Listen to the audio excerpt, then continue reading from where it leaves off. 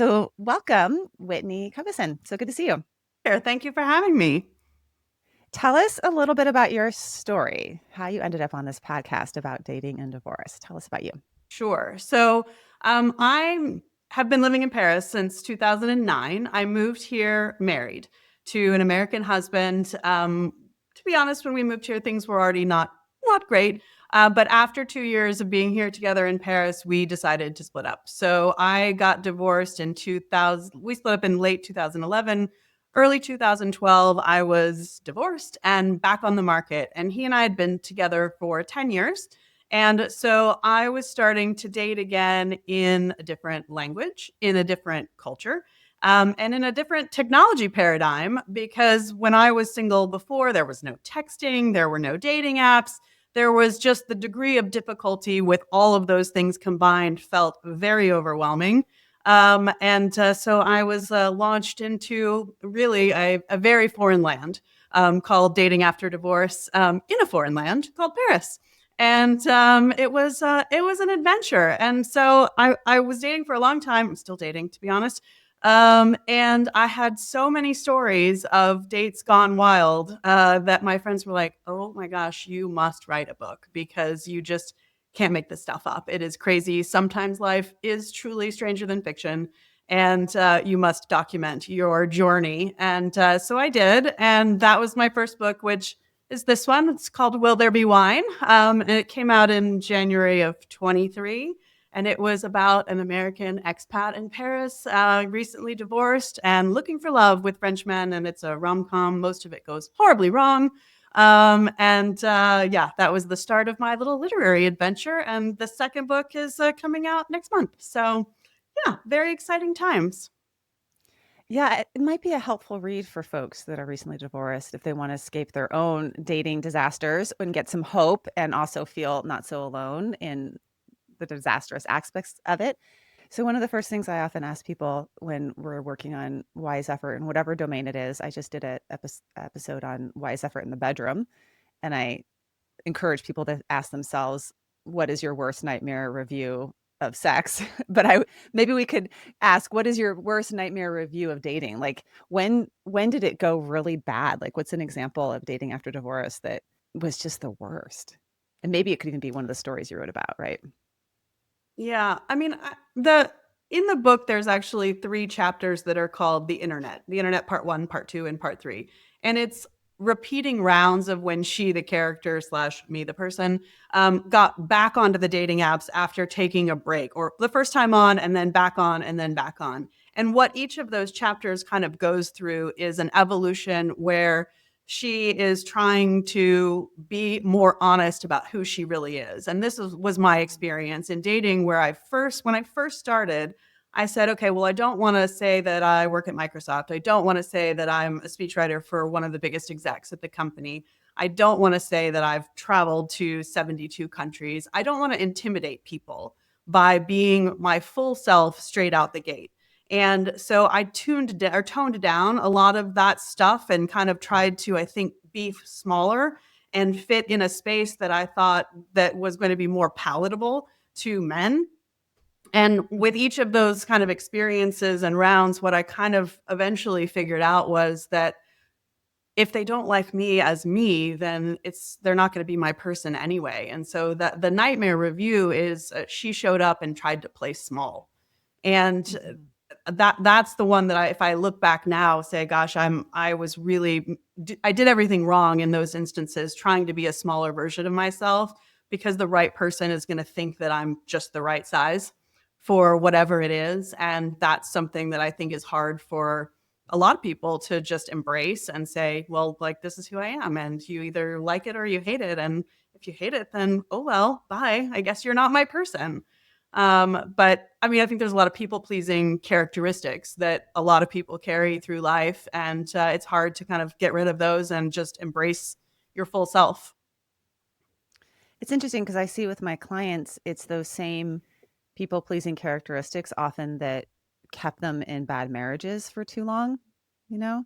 And that they Hmm. crave, like you have this craving to finally be yourself. Finally, I get to Yes. exhale and just be me. And then it seems like once get thrown back into dating again, those old patterns just, you said make yourself more palatable for the other person. They just kind of hook you. And and there's risk involved, right? Because what if you don't make yourself more palatable and somebody doesn't like you? It's so this experience of rejection is so painful. So we fall back into the old patterns. How did you work through that? I think each time I was being willing to be a little bit more myself. And so I don't know if there was a specific thing that I did differently each time. It was just a gradual opening of the honest version of me. And I think with my marriage and with that situation in particular, since he wasn't working, he was a bit depressed and it was hard. I felt that I didn't have the right as his spouse to be angry about that. I wanted to be a supportive wife. I wanted to say, don't worry, honey, it's going to be okay. You're going to get there when you get there. But underneath, I was boiling with rage because I felt like he was not taking advantage of an opportunity that so many people would kill for, to live and work in Paris and have this like big, beautiful life. And so I suppressed all of that anger because I was trying to be a supportive spouse. And then when we finally got divorced, I was able to release all of that and went, oh, this feels so good to just be really angry for a long time because I wasn't allowing myself that Mhm. anger. And so, like, that's one of those things where it's like, well, if you're unhappy, say you're unhappy because it doesn't just go away. 'Cause, well, if you hold it in, it'll explode at some point.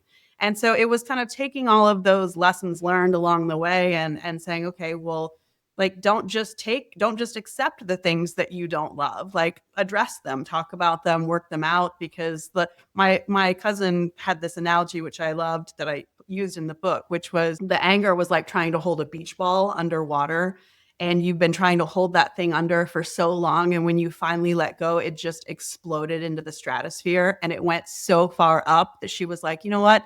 It's gonna be hanging up there in the air for a good long while, and just let it, and be angry, and one day it's going to fall down. It's gonna land in front of your face, and you're gonna go, 'Oh, look at that. I guess I'm not angry anymore. Well, that's nice.'" And that's exactly what happened to me. Like, there was a particular instance where I got an email that, I kinda went, "Normally, that would trigger me, and it doesn't, and I think that's the beach ball. I think finally I'm not mad anymore, and whew, that feels good."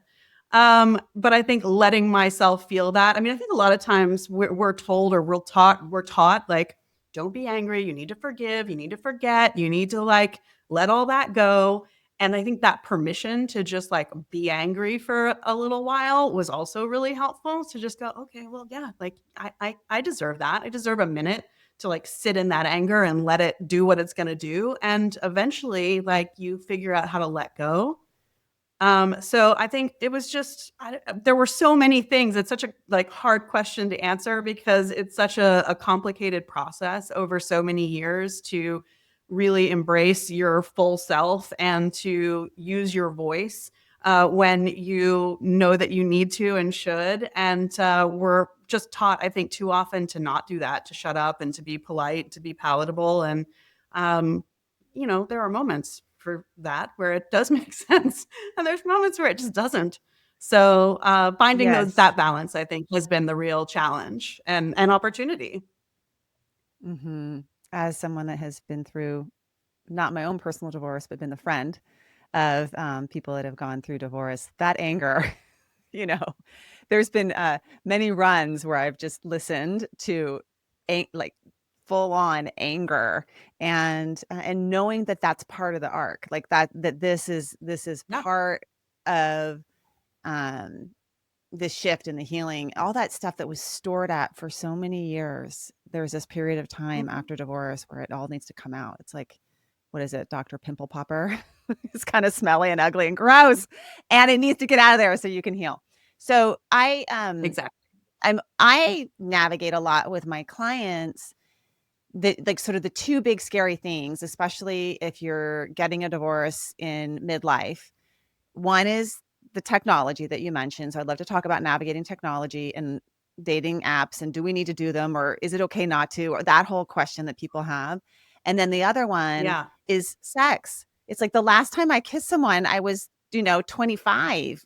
I mean, someone other than Yeah. their partner, right? like, am I supposed to have sex with them the first night? Am I supposed to wait 2 weeks? Am I like, all those questions around how to navigate having sex while dating. Uh, those are the 2 big ones that I spend a lot of time with on clients. So, let's talk about sex first because that's more interesting. How did you navigate that? Like, I mean, I just see a lot of a lot of fumbling blunders, oopsies, whoopsies. Okay, that was fun. Got that out of my system, and then eventually landing on, something that works. But what was your experience? And you can talk a little bit about what you write about in the book too.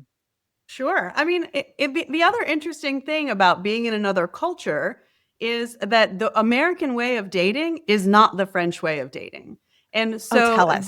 What do those the French do? culture Yes. and the culture and the expectations of the French way of meeting people, of dating, of falling into bed together or not are totally different than what I had expected from my time dating when I was in my 20s in California. And so in France, there is no word for dating in the French language, which I think is a pretty big clue that the whole thing is quite different. So the way that it works here is people typically meet through friends or through work or just out, in life somewhere, usually through friends, to be honest. They talk, they fall into bed together, and then they become a couple. And there is no in the US, there's the define the relationship conversation. Like you can be sleeping with somebody, you can have gone out with them a bunch of times, have had sex with them a bunch of times.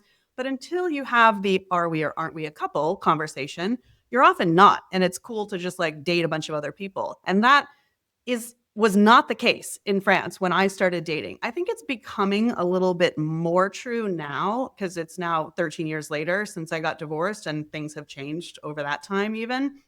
But it was very much if you sleep with somebody, you're a couple. And I found that out with my first French boyfriend. We met, we were chatting for a couple of months. We probably, I think the second time we saw each other after having been chatting for a few months, we ended up in bed. And I think it was May of whatever year that was. And we woke up the next morning and he was like, so, what are you doing for vacation in August? And I was like, I'm sorry, what's your last name? Like, August? What on earth do you mean, August? Like, for me, it was so scary to have him asking about something that was happening months down the road. Because for me, like, we had just had sex for the first time. And I was like, are you kidding me? But for him, we were a couple. And Mm. it like did not compute. And I would have fled the scene if we had not been at my apartment. Couldn't really run. And that scene is in the book. And I'm actually going to have dinner at the restaurant where I met him tonight. So, we're still friends. It all worked out in the end. It wasn't meant to be real relationship wise, but he taught me a lot. And so there was just all these learnings where the cultural norms and kind of what you expect wasn't necessarily what you expected. And so that was the really hard thing. I think people just slide into bed a lot more easily in France. And so that was something that you just kind of have to say, all right, well, do I accept that or do I not? It's not expected, but it's just, I think, somehow a bit easier to do. And, But I wait, so you was slide into 35. bed and then you're a couple? But people do that more Yeah, easily? Yeah. but then you Okay. can break And up then just and as then there's like a quickly. commit and there's a assumption of a commitment, like if we're sleeping together, you're not sleeping with anyone else. Like that's just sort of Yes. I mean, the little I know about French That culture, I don't know a ton, but there's like rules. I mean, they follow rules there. Rules about when you eat the baguette and yeah, rules and about, all sorts of things. So, okay. Mhm. there are rules for everything, yes, but that is Yes. one of them, and frankly, it is so refreshing because all of the guessing that you have to do as an American dater where you're like, "I don't know, should I call him? Should I wait 3 days? Is he gonna call me?" Like, all of that stuff, it kind of isn't the same game here, it's just, "Oh, we slept together, we're gonna be a couple until we decide not to be a couple," and that could be next week or next month or whatever, but until we decide it's not working out, we're together now. And like I said, I think it's changing a little bit now. It's a little bit less kind of straight and laced like that now these days than it was 13 years ago. But it's still, I think, a lot less complicated, which is refreshing and also terrifying. If you're someone who's like nervous about jumping quickly into a relationship, the French style can be very scary. But if you don't like the games, it's delightful. But Mm. it's very hard to play a game where you don't understand the rules. And I think that's the hardest thing in dating in another culture is trying to guess the rules and figure out if you are playing by if you're even playing the same game. And sometimes you're not. And that creates all kinds of opportunities for insanity. And that's why I wrote a funny book. Mhm.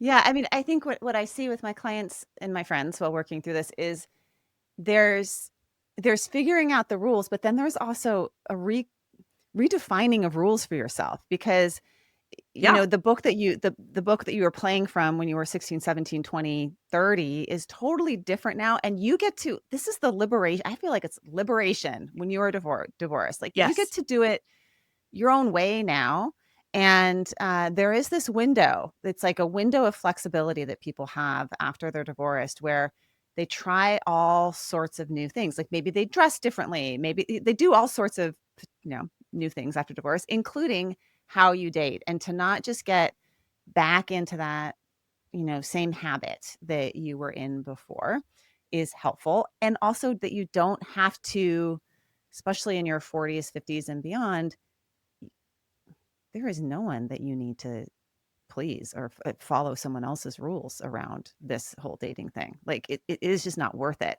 So I work a lot with folks around design your life, make your life so awesome that you don't need someone else in it, and then date. So that that it's not that you're dependent on getting remarried. Although I was just reading the stats on this, something like 68% of people who were married before get remarried. And most of them, you're an anomaly here. Most of them, it happens in the first 4 years. Talk a little bit about online dating, the swiping and the challenges associated with that.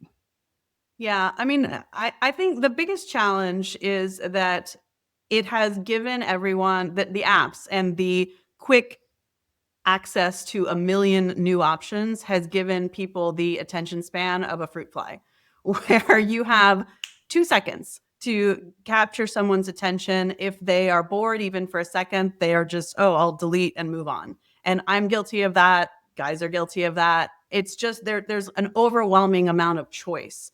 And it is with a certain amount of anonymity as well. And what I've been when you're driving in your car and you yell at somebody that you would never yell at them in person, it's road rage, right? Mhm. But you do it behind the safety of your windshield.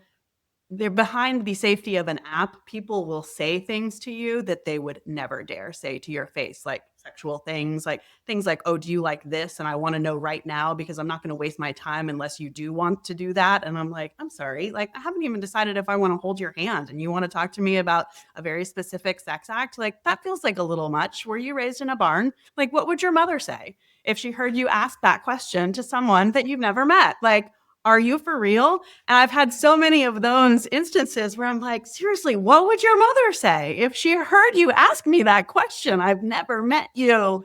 But then there's what I have found is the people that have been on the apps for a long time get very jaded very quickly. They have very short attention spans, and it's very difficult to engage in a respectful, interesting conversation. And there's so much kind of copy and paste of, hey, how are you? How's your day? And it's like, oh, do I have to do this again? Like, you're just kind of waiting for someone who asks an interesting question and, waiting for someone who like looks at your profile and goes, oh, I saw you did this. And you're like, why is this so much to ask that someone actually reads the profile? But so many people don't. And so it's a very soul sucking kind of, frustrating process that has a lot of opportunities for things to not go well. But then every once in a while, you hear these stories of people who meet online and who have, great connections. And it's definitely possible. Like, I've met somebody on an app that I dated, one person that I've met a million people from the apps where I've gone out on one date and said, okay, see ya, never again.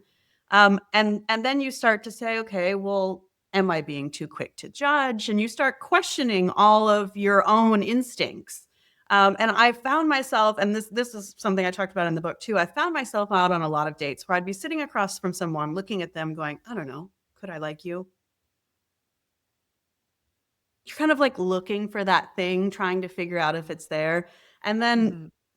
I met this one guy where I was like 20 minutes in, I was like, oh my God, like I cannot wait to spend more time with this person. I was like, right, this is what it's supposed to feel like. Like, Mhm. I've been waiting for that. And I forgot that that's what it could feel like. And I've been like asking myself to look harder than I think I should have to look.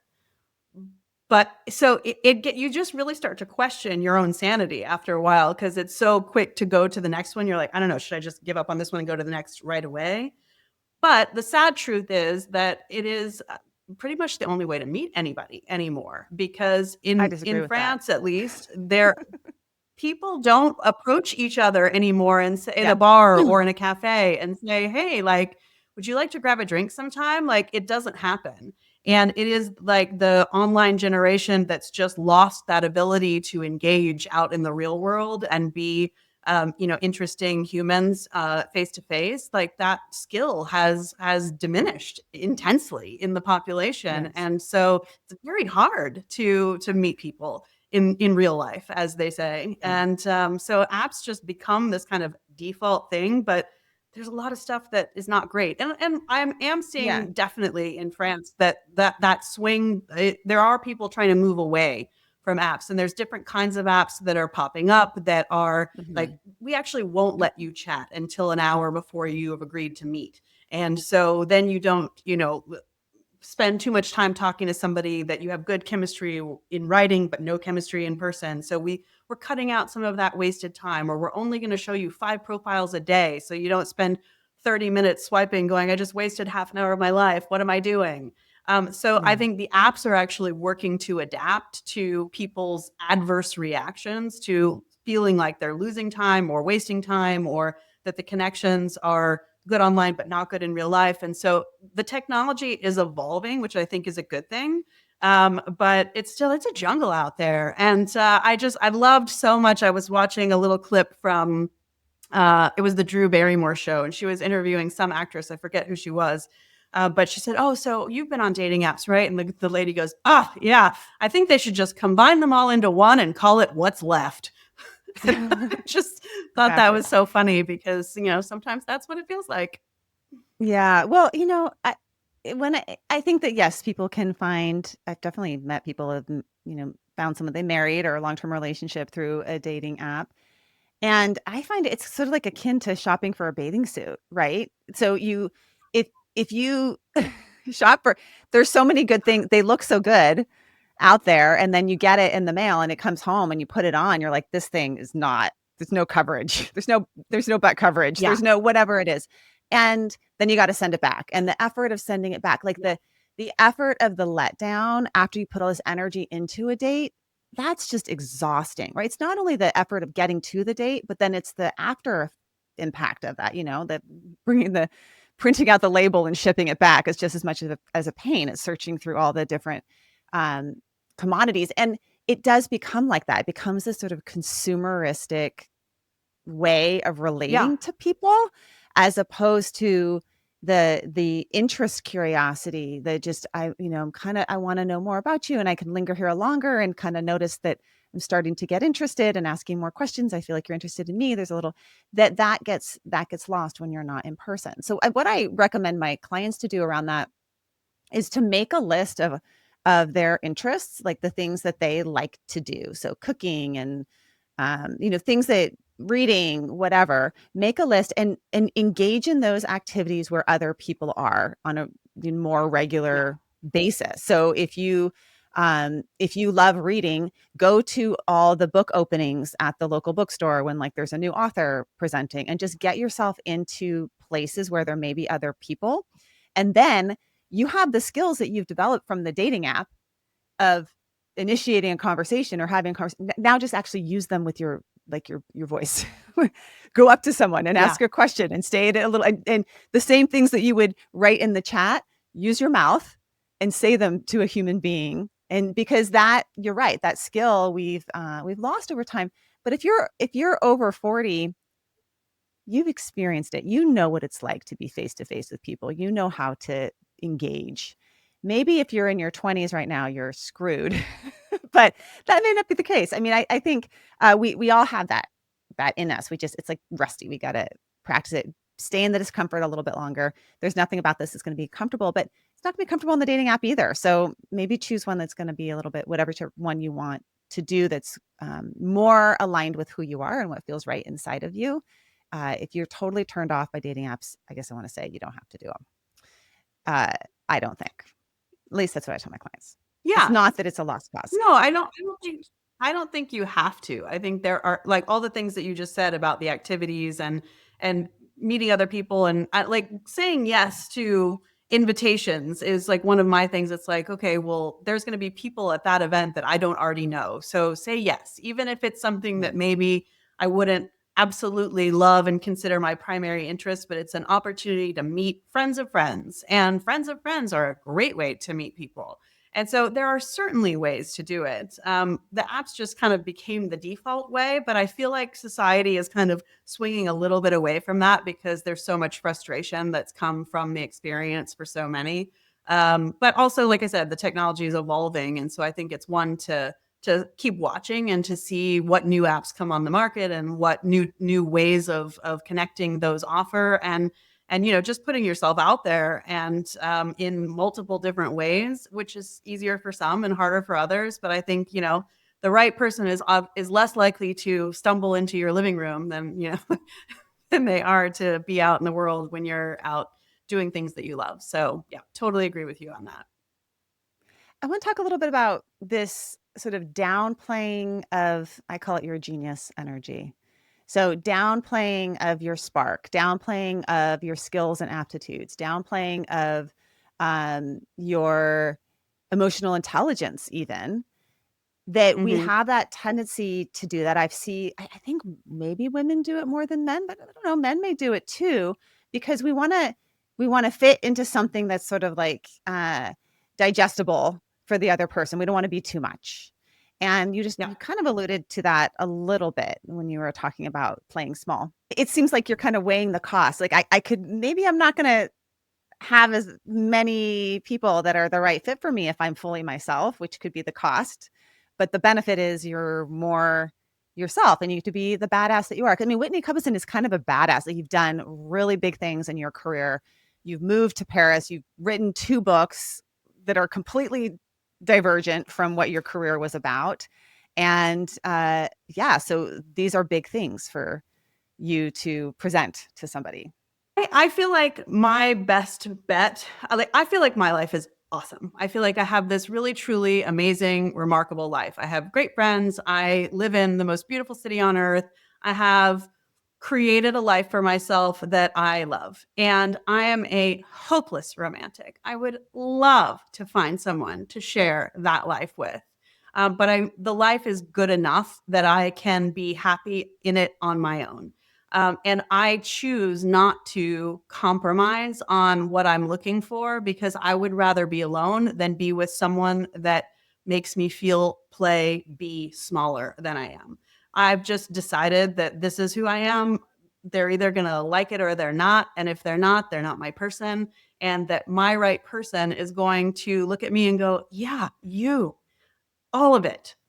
And until I have that, I'm just going to keep going, me, all of it. Yeah, I'll just keep doing me until the right person comes along. And I think about Amal Clooney, who was this like single badass human rights lawyer out there, just like destroying everything in the best way, like having this killer career. And she probably intimidated the crap out of every guy she ever met. And then she met George Clooney. And I just feel like, you know what? My George Clooney's out there somewhere. And until I find him, I'm just going to keep being me. And listen, if that's wrong and I spend the rest of my life single, I still feel like I would rather do that than be with the wrong person because I was married to the wrong person. I know what that feels like. And I think that it truly is more lonely to be with the wrong person than to be alone. Yeah. Well, that's the genius review that you just wrote, which was even if she doesn't remarry or isn't with somebody, she led a genius life. She was fully herself, right? So that's a choice. And for some people, they may choose that they want to be with somebody. Like it's so important for them to have another body in their bed or have someone that they're having coffee with in the morning that they may choose to compromise or be more adaptable than others. And that's like everyone gets to do their own thing on that. Like you don't have to, there isn't one way to do it. The most important thing is that You know inside of yourself, this is what's important to me. This is how I want to be. You're going after George Clooney. Go for it. I heard a while back that some of the most satisfied couples are the ones where both parties feel like they got the better deal. Like, "Oh, Yeah. he's so awesome. He's so much better, better for me than I am for him," or he's whatever. And I feel that way in my marriage. I often think, "Oh, I got the better deal." And I know that he feels that way about me too. So we both feel Perfect. this satisfaction, right?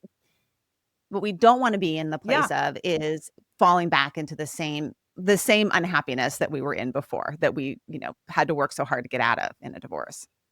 Exactly, and I mean, I totally respect that some people are like, "I just want a partner, and I don't need George Clooney. I just want, like, somebody who's a good person who, like, I wanna keep talking to at night." And honestly, that's half the battle. I don't need George Clooney. I want somebody who I can have great conversations with and who makes me laugh. Like, these are my most 2 important things, but great conversation for me means one thing that maybe means something different to someone else. Like, I want my person I feel like is gonna make my world bigger, make my brain bigger, like, that we're gonna have the kinds of conversations where you learn something. And it doesn't mean he, went to some Ivy League school. Like, my first French boyfriend, whose restaurant we're going to tonight for dinner, he never went to college, but he knew everything about French wine and about the French restaurant scene. And I was like, oh my gosh, hanging out with you is gonna make my world bigger. Like, I'm so excited to learn about this stuff that I don't know about from you, that like you fascinate me. And obviously that didn't work out long term, but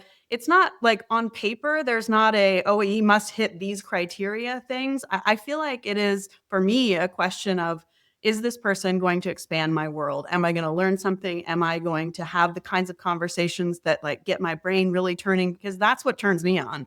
And so, I think to each their own. But as you say, it's about knowing what's important to you and finding those things. And for me, being unwilling to compromise on those is a completely acceptable choice because my life's already pretty great. And what I would recommend is take that piece of paper where you write all those criteria on it. Like, you could sit down and write all the criteria. Do they expand my world? Do I have fun, meaningful conversations? Is this person I want to keep talking to? Whatever your criteria are. And then flip it and ask yourself, am I doing that? Am I expanding their world? Am I a fun conversationalist? Yeah. Am I, helping grow their life in a certain way? Because that's ultimately the thing that we Yeah. have the most power over in our relationships, is how are we showing up? What are our relationship values? But oftentimes with my clients, I see them, they're like searching for someone that fits those values, but then they're not doing it themselves. So take your criteria of your ideal person, flip it, and be that ideal person. And you'll probably have the greater chances Yeah. of getting your ideal person, for one. But for two, you get to be with that person every day.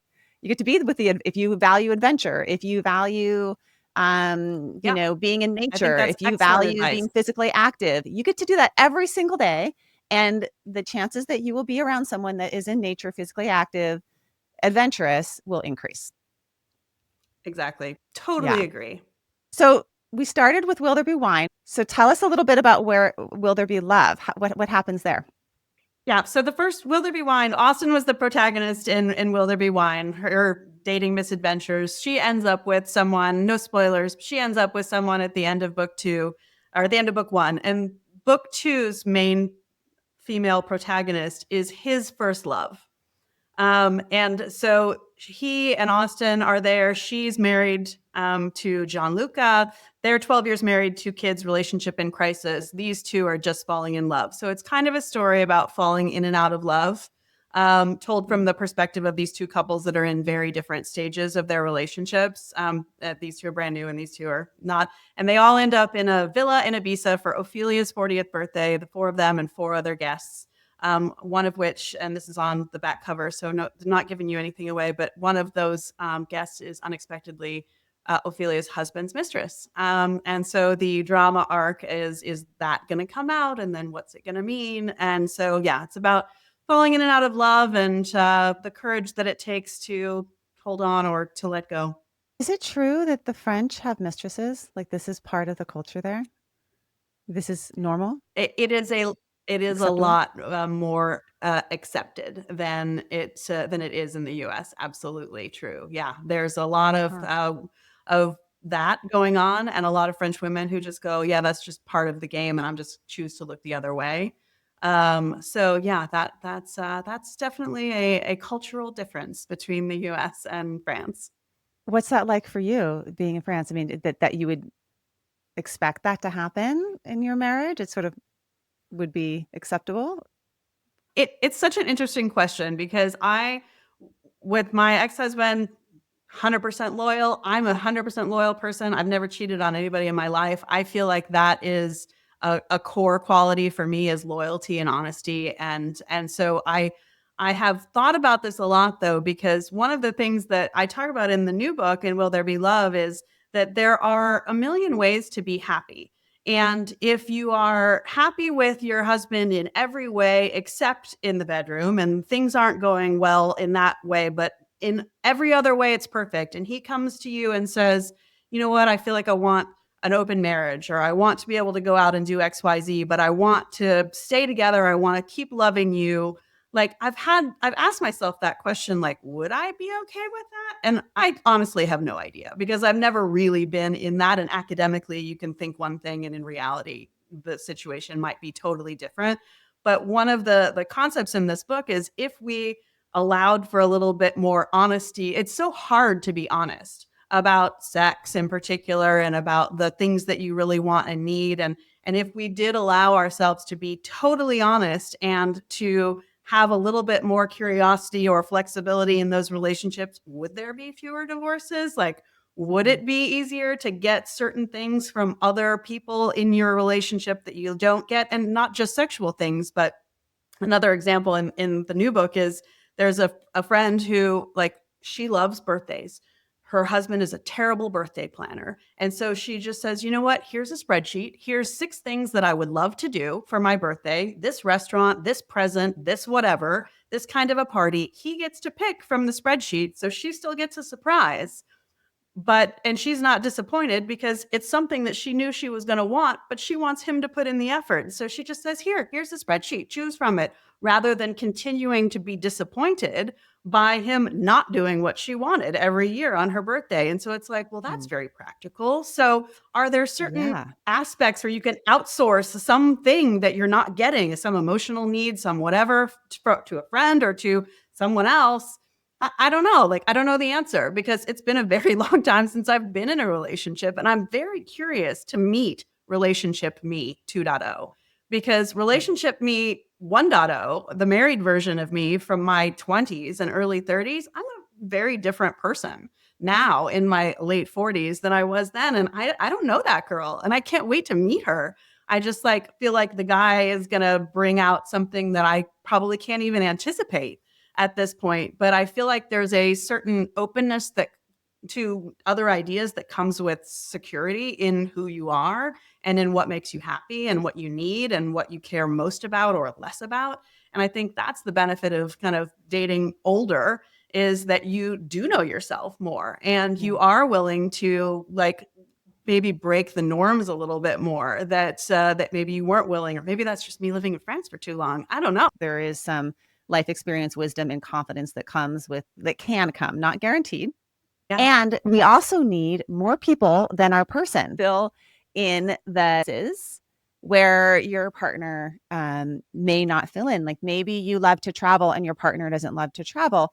That may not be like ending the relationship, but you find people to travel with. I mean, not staying so rigid and stuck in one person having to fill every single need of yours. I reference in the book the "it takes a village" thing, that it was an African proverb that Hillary Clinton popularized, and it was about, like, it takes a village to raise a child. But it that is true, and I think the world that we're living in today has made the village get smaller and smaller and smaller, and so suddenly we're expecting our partner to be everything for us. And I think going back to the village model is probably something that we need to be a little bit more open to, and saying, okay, like, your partner is that. In the new book, there's a line, well, it's like, he's great for orgasms and lifting heavy things, but I get other things from other friends and other people in the relationship that make my life more full, and that's Yeah. okay.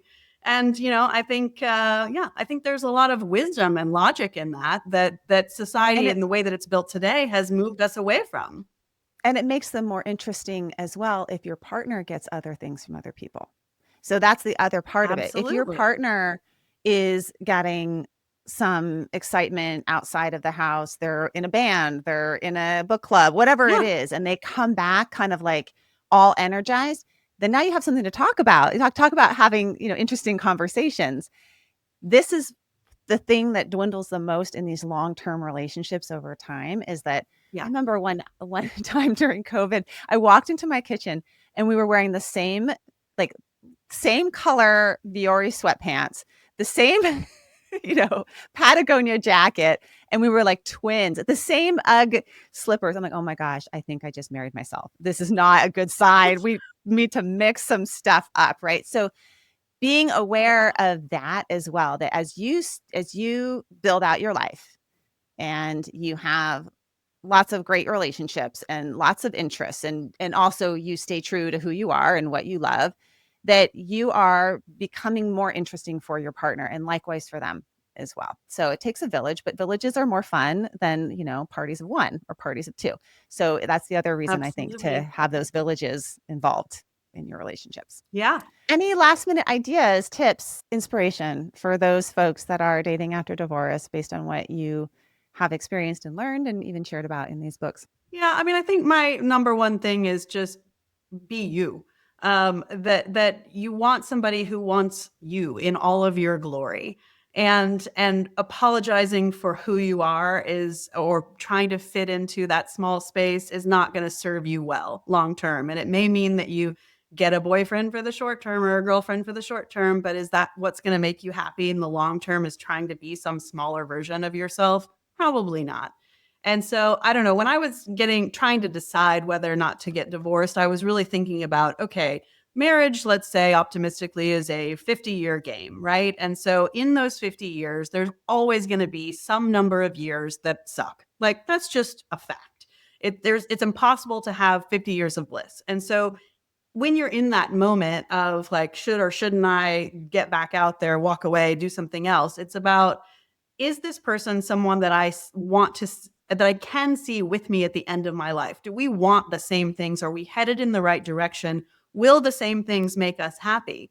And in my case, I just felt like our paths were just diverging and that, it wasn't like, oh, this sucks for a while. We're going to come back together eventually and kind of show up in the same place at the end and be happy there. I just felt like we were going like this. And so that was my kind of cue to say, okay, I'm going to go out and I said to him, you're a good person. I'm a good person. We both deserve to be happier than this. Like, let's go seek joy. Let's go live our biggest, best, most wonderful lives. And my version of that and yours aren't the same. So go do you. I'm going to go do me and Godspeed. And I just feel like that's my tip is like, go do you and live whatever is like the best version of your life and find the people that want to support you on that journey and be on that journey with you, whether it's a partner or a bunch of amazing friends or whatever, and go live your best life. Fabulous. So if you want to hear about Whitney's adventures in dating that are written in her novel, Will There Be Wine? Go pick that up and then pre-order her book, Will There Be Love, if you want to find out what happened with that mistress, which is what I'm super curious about. Will There Be Wine and Will There Be Love? You can find them both on Amazon. I'll put the links in the show notes as well. Thank you so much, Whitney, for spending the time with us. Thank you. It was a pleasure chatting with you. Yes, me too. Au revoir. Thank you so much for listening to this episode of the Wise Effort podcast. Wise Effort is about you taking your energy and putting it in the places that matter most to you. And when you do so, you'll get to savor the good of your life along the way. If you would like to become a member of the Wise Effort podcast, go to wiseeffort.com. And if you like this episode and think it would be helpful to somebody, please leave a review over at Podchaser. I would like to thank my team, my partner in all things, including the producer of this podcast, Craig, Ashley Hyatt, the podcast manager, and thank you to Ben Gold at Bell and Branch for our music. This podcast is for informational and entertainment purposes only, and it's not meant to be a substitute for mental health treatments.